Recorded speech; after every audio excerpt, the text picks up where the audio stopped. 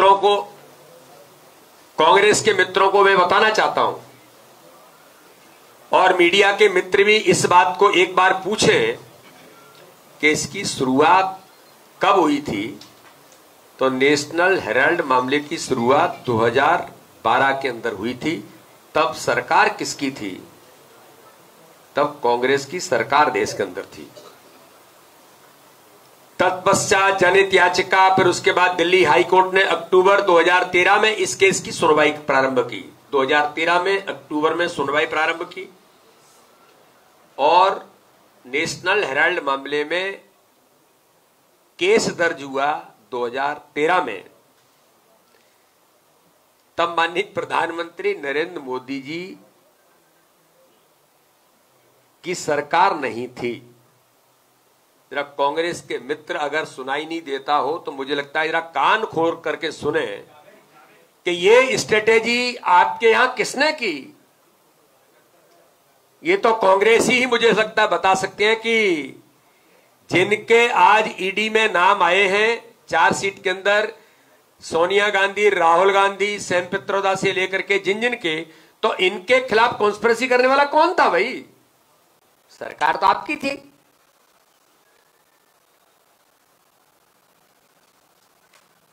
यह मामला मोदी सरकार आने से पहले ही दायर किया जा चुका था।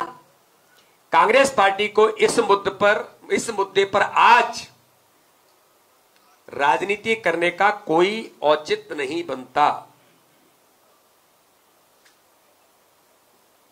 तकनीकी दृष्टिकोण से देखें तो यह भारत के इतिहास का एक ऐसा विचित्र मामला है जिसमें एक कंपनी जिस पर 90 करोड़ रुपए की देनदारी थी, वह हजारों करोड़ रुपए की संपत्तियों वाली कंपनी में परिवर्तित हो गई। यह सामान्य समझ से परे की बात है। कांग्रेस पार्टी के माध्यम से उस कंपनी में 76% शेयर केवल श्री राहुल गांधी और श्रीमती सोनिया गांधी के पास थे। इनका सीधा अर्थ यह है कि 3/4 से अधिक स्वामित्व केवल इन्हीं के पास था। यानी राजनीतिक रूप से भी एक स्पष्ट संकेत है। और हास्यास्पद बात यह है कि बाद में यह तय किया गया कि प्रकाशन बंद हो जाएगा और प्रॉपर्टी के व्यवसाय में काम करेंगे। नेशनल हेराल्ड के बारे में मैं कांग्रेस के मित्रों से पूछना चाहता हूं कि इसे पंडित नेहरू ने स्थापित किया था और स्वतंत्रता संग्राम सेनानियों के द्वारा एसोसिएट जनरल लिमिटेड एजेएल स्थापित की गई थी। कई लोगों ने आपत्ति भी दर्ज कराई थी कि शेयर धारकों पर, जिनके पास शेयर थे, उन्होंने कहा था कि उनसे पूछे बगैर इसे कैसे दे दिया गया। इस पर शांति भूषण जी ने तो विरोध किया था और इसके बारे में भी कहा था कि मेरे पास भी शेयर है। कांग्रेस के 6 दशकों तक शासन करने के बाद भी नेहरू द्वारा स्थापित तीनों अखबारों कैसे घाटे में आए, जिसकी वजह से उसे बंद करना पड़ा। क्या कांग्रेस सरकारों ने उसे कोई समर्थन नहीं किया? पार्टी तो छोड़िए, क्या कांग्रेस कार्यकर्ताओं ने भी सहयोग नहीं किया? अगर कांग्रेस के 10% कार्यकर्ता भी नवजीवन, नेशनल हेराल्ड, कौमी आवाज खरीदते रहते तो उनके बंद होने की नौबत नहीं आ सकती थी और 90 करोड़ का घाटा तो 10 साल में भी चुटकियों में बंद हो खत्म हो जाता। नेशनल हेराल्ड 1937 में शुरू हुआ, जिसमें 5000 शेयर होल्डर थे। यह नेहरू खानदान की तब जागीर नहीं थी, इसमें तब बड़े बड़े लोगों ने सहयोग किया था। 2008 में नेशनल हेराल्ड बंद हो गया। उसके बाद कांग्रेस पार्टी ने 90 करोड़ रुपए फंड इस अखबार को दिया, जिसके बाद नेशनल हेराल्ड ने लोन देने से मना कर दिया। फिर कॉर्पोरेट षड्यंत्र करके यंग इंडिया नाम की कंपनी बनाई गई, जिसमें 38% शेयर सोनिया गांधी और राहुल गांधी के थे, बाकी मोतीलाल वोरा और अन्य लोगों के थे। यह जानना जरूरी है कि कांग्रेस पार्टी एक पॉलिटिकल पार्टी है। पॉलिटिकल पार्टी को कई एक्सपेंशंस हैं, तो वे किसी प्राइवेट बॉडी को पार्टी का फंड नहीं दे सकते। फिर बड़े इंटरेस्टिंग तरीके से एक कॉर्पोरेट षड्यंत्र किया गया, यह कैसे यह पूरी संपत्ति एक परिवार के हाथ में आ गई, ये नेशनल हेराल्ड के अंदर जो देश के अंदर हुआ कि नेशनल हेराल्ड के 90 crore share young India company को ट्रांसफर कर दिए गए, जिसके शेयर होल्डर सोनिया और राहुल हैं। यंग इंडिया एक चैरिटेबल संस्था है, लेकिन क्या चैरिटी करती है इसका किसी को कोई पता नहीं है। जो अखबार आजादी के आंदोलन में लड़ने वाले लोगों की आवाज को मजबूत करने के लिए अखबार था, उसको अपने प्राइवेट व्यापार में बदल दिया, यानी इनके लिए वो एटीएम बन गया। पॉलिटिकल जवाब नहीं, सबूत के आधार पर जवाब दीजिए। 76% शेयर माताजी और पुत्र का कैसे हो गया और 50 लाख के एवज में 9 करोड़ का शेयर उनके पास कैसे आया और हजारों करोड़ों की संपत्ति कैसे आई, इसका जवाब गांधी परिवार को, सोनिया गांधी और राहुल गांधी जी को देश के अंदर देना चाहिए। मामला कोर्ट में है, कांग्रेस को पेश होना चाहिए, तकनीकी जवाब देना चाहिए। आपके पास बड़े बड़े वकील हैं, कई वकील तो राज्यसभा में और कई वकील राज्यसभा के आने की लाइन में हैं, तो इतने बड़े लोग आपके पास हैं, तो इसका जवाब तकनीकी तौर पर आपने इस केस में टेक्निकली देना चाहिए कि नेशनल हेराल्ड केस में देश में लूटने का लाइसेंस नहीं है, जो इससे साबित होता है। जिस तरह से शेयर ट्रांसफर किए गए और हजारों करोड़ की संपत्ति हत्या ली गई, तो ये तो लूट का मामला भी बनता है। तो इसलिए टेक्निकली कांग्रेस जाए और इसका जवाब दे। प्रदर्शन करने के अधिकार को मैं लोकतंत्र में चुनौती तो नहीं दूंगा, लेकिन प्रदर्शन किस बात के लिए? भ्रष्टाचार छुपाने के लिए या परिवार को बचाने के लिए? और ये एक बार नहीं हो रहा है। देश की लोकतंत्र की हत्या आपने की। देश के अंदर संविधान में जब जब लगा तब तब आपने प्रहार किया। देश के अंदर कानून संसद बनाती है, राहुल गांधी कानून संसद के अंदर फाड़ करके फेंक करके संविधान का अपमान करते। तो एक नहीं, इस प्रकार की कितनी ही बातें इस देश के अंदर कांग्रेस की लीडरशिप और गांधी परिवार कर चुका है। इसलिए नरेंद्र मोदी जी की सरकार ने संवैधानिक संस्थाएं, चाहे ईडी होगी, सीबीआई होगी, कोई भी होगी, उन संवैधानिक संस्थाओं को ईमानदारी से काम करने की छूट दी है और संस्थाएं कानून के तहत अपना काम कर रही हैं। तो धरना देने से, प्रदर्शन करने से न ईडी दबाव में आएगी और न आना चाहिए। देश के सामने इस बात पर कांग्रेस को जवाब देना चाहिए। मैं बीजेपी की ओर से सोनिया गांधी और राहुल गांधी को कांग्रेस से सवाल पूछना चाहता हूं, क्या कानून को अपना काम नहीं करना चाहिए? हजारों करोड़ की संपत्ति पर आपने गलत तरीके से, गैर कानूनी तरीके से षड्यंत्र करके कब्जा कर लिया, तो क्या इसमें कानून को चुप रहना चाहिए? उत्तर प्रदेश के मुख्यमंत्री रहे चंद्रभान गुप्ता जी, उन्होंने तो ऑफिशियली कहा कि नेशनल हेराल्ड के लिए मैंने अथक मेहनत परिश्रम करके कार्यकर्ताओं से, लोगों से पैसा इकट्ठा किया और ये अखबार देश की आवाज के लिए बना था।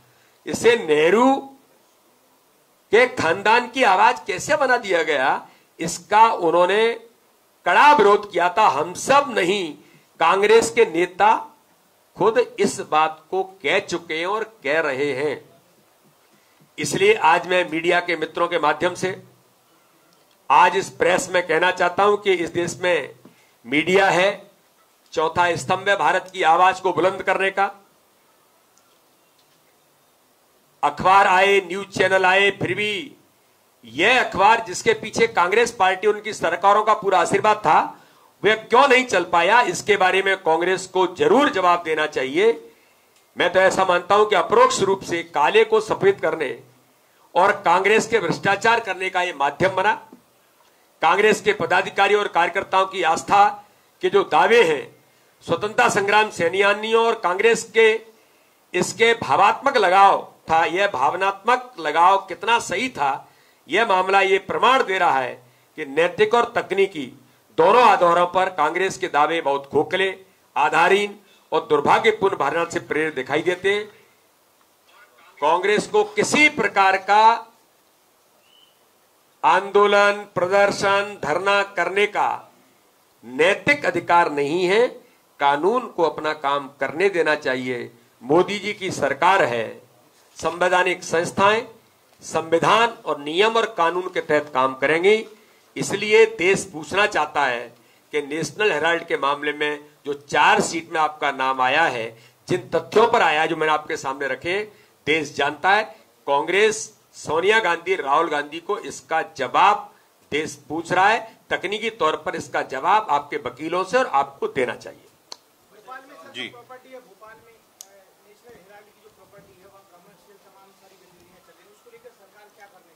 इसके बारे में भी, चूंकि ये मामला दिल्ली हाई कोर्ट के द्वारा और हाई प्रोफाइल मामला होने के साथ देश के अंदर जहां भी इस प्रकार की प्रॉपर्टीज हैं, शायद 650 करोड़ की प्रॉपर्टीज इनको सीज किया गया और ईडी ने उनको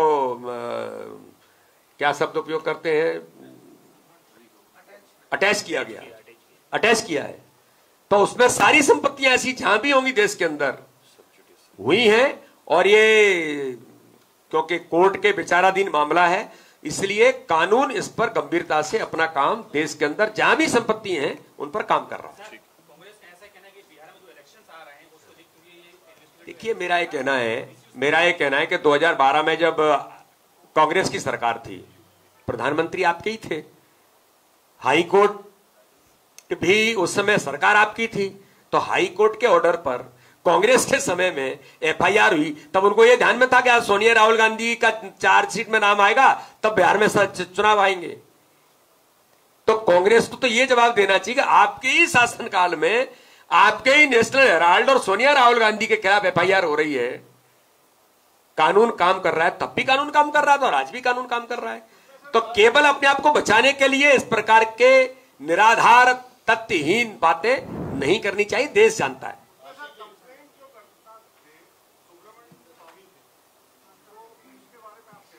नहीं, सुब्रमण्यम स्वामी जी ने इस महत्वपूर्ण विषय को उठाया।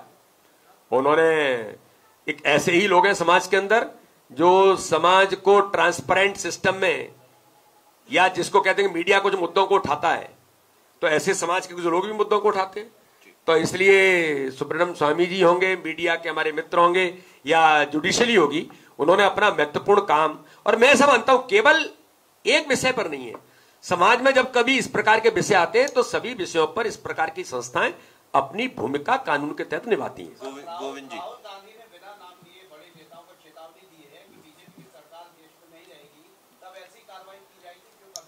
हाँ, कभी उनको पता है, और ये वो आश्वस्त नहीं है, पूर्ण आश्वस्त है कि जिंदगी में हमारी सरकार, उनकी सरकार आने वाली नहीं है। और मोदी जी के नेतृत्व में भारतीय जनता पार्टी की सरकार जिस प्रकार से काम कर रही है, अरे सपने आप देखते रहिए राहुल गांधी जी, लेकिन कानून काम करेगा। दबाव में इस प्रकार के जो आपने जिसका उल्लेख किया, ये नरेंद्र मोदी की सरकार है, देश के गृह मंत्री अमित शाह हैं। धारा 370 हटती है तो कहते हैं आपके कश्मीर जलेगा, देश टूटेगा, कुछ नहीं होता है। बप कानून बनता है तब भी आप पता नहीं क्या क्या बोलते हैं, लेकिन कुछ नहीं होता है। तो इसलिए ऐसे जब लोग अपराध करते हैं, मैं अपराध कहूंगा, अपराध करते हैं तो इसी प्रकार की भाषा बोलते हैं। बस ठीक है। प्रदीप,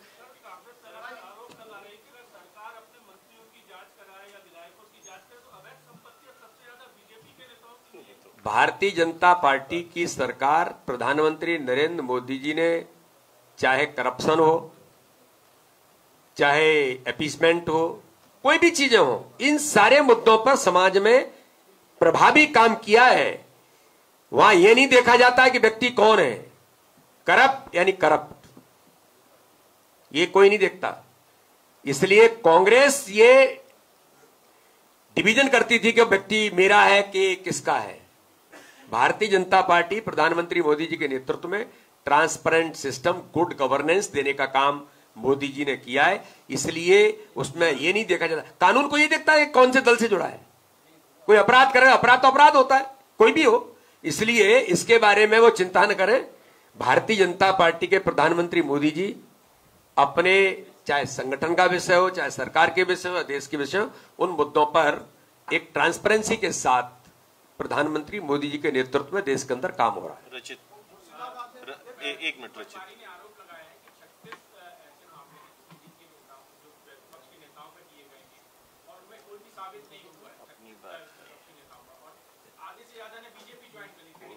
अरे तो भाई जीतू पटवारी जी, ये केस नेशनल हेराल्ड का 2012 में आपकी सरकार ने ही दायर किया था ना, आपकी सरकार में ही एफआईआर हुई थी ना, उसी समय हो रहा था ना। और आप जीतू जिराती जी या जीतू पटवारी जी आप ये बताओ कि इसके बारे में आपका क्या कहना है? इसके बारे में आपका क्या कहना है कि जो हुआ है, इसके बारे में आप बताइए।